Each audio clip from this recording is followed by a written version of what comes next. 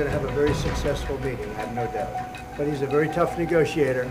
That's not good. We've already agreed to a lot of things. For the two leading economies of the world to have frictions now and then.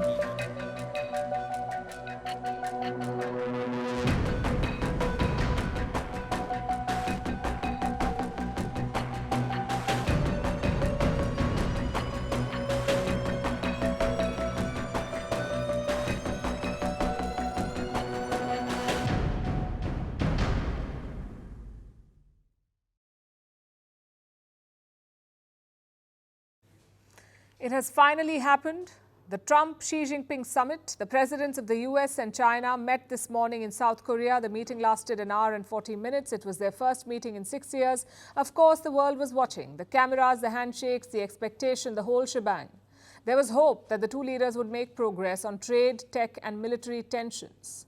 Instead, the summit turned into a show. Plenty of optics, but few outcomes. The China-US relationship remains as strained as ever. That was clear from the moment the two leaders met. And we're going to have a very successful meeting, I have no doubt. But he's a very tough negotiator. That's not good. We know each other well. Mr. President, do you plan to sign a trade deal today? Could be. I think we'll have a great understanding. We have a great relationship. We've always had a great relationship. This was before the talks began. Trump had a lot to say to the press. Even before he sat down with the Chinese leader, he declared that they will have a successful meeting and that the US and China have a great relationship. Chinese President Xi Jinping did not respond to any of that. But the outcomes speak for themselves. The US and China have failed to strike a deal. What they've agreed upon is this: a one-year tactical pause. In other words, it's a precarious ceasefire, not an end to the war. Let's look at the key outcomes, and we'll start with trade, of course. For 1 year, Trump will reduce tariffs on Chinese goods. That's what he's agreed to. Reducing tariffs on Chinese goods for 1 year. In return, China will start buying American soybean again. The current tariff rate is 57%.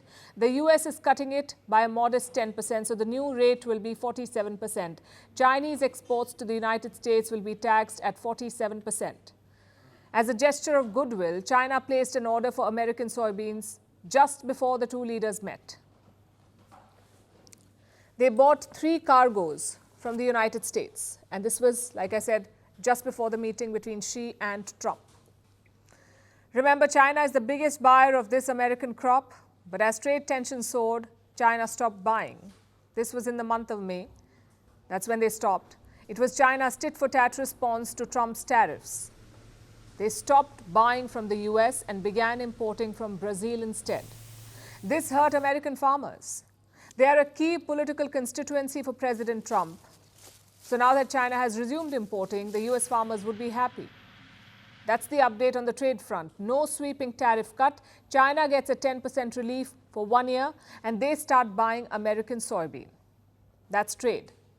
Then we come to rare earths. Again, no major breakthrough, though China did make a concession. It is pausing export controls for 1 year. As you know, China supplies rare earths to the US. But in the past few months, it has introduced sweeping curbs, both on mineral exports and on the extraction technology. China refuses to share any of it.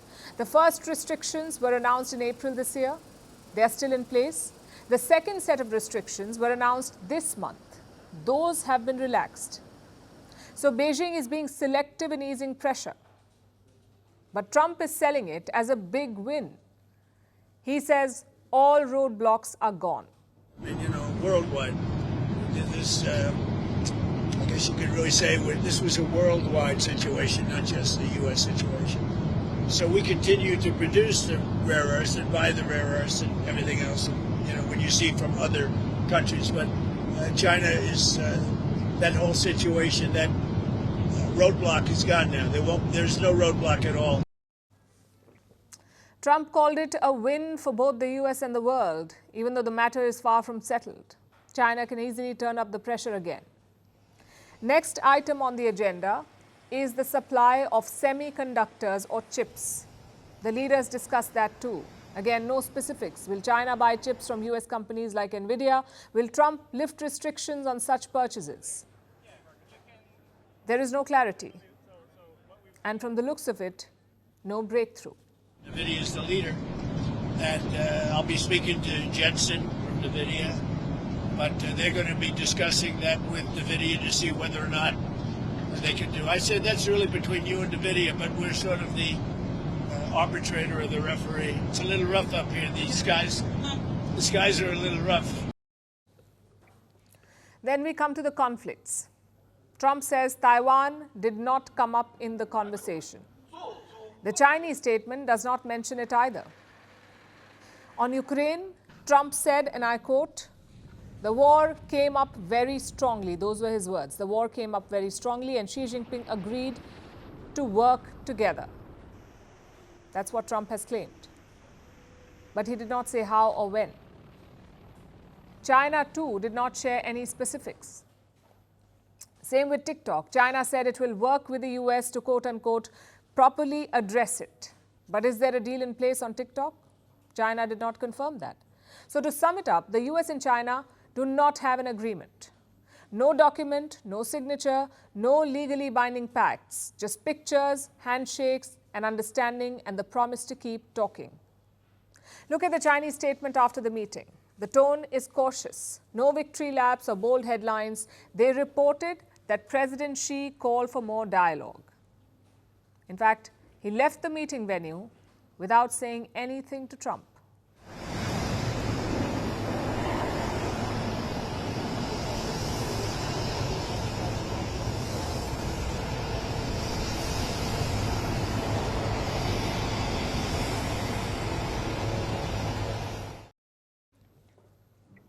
Trump's version was very different, though.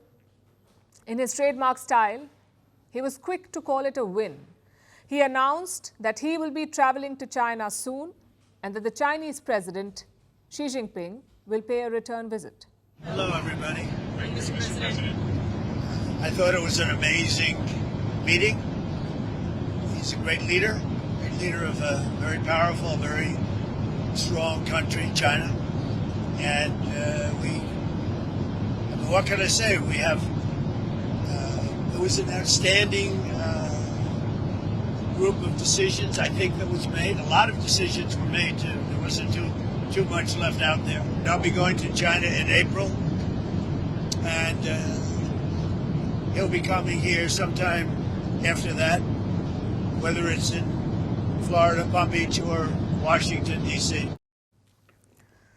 So what did this summit really achieve? A fragile truce, a pause, not a reset. The big issues like trade and tech are still on the table, and the deals are on shaky ground. Trump likes to call himself the president of peace, but in South Korea, he's only bought time with China. The peace is far away. Want the facts? The latest developments? News that gets straight to the point. Well, we've got all three just for you. This is Firstpost Live, a brand new show, your window into what really matters. Don't miss it.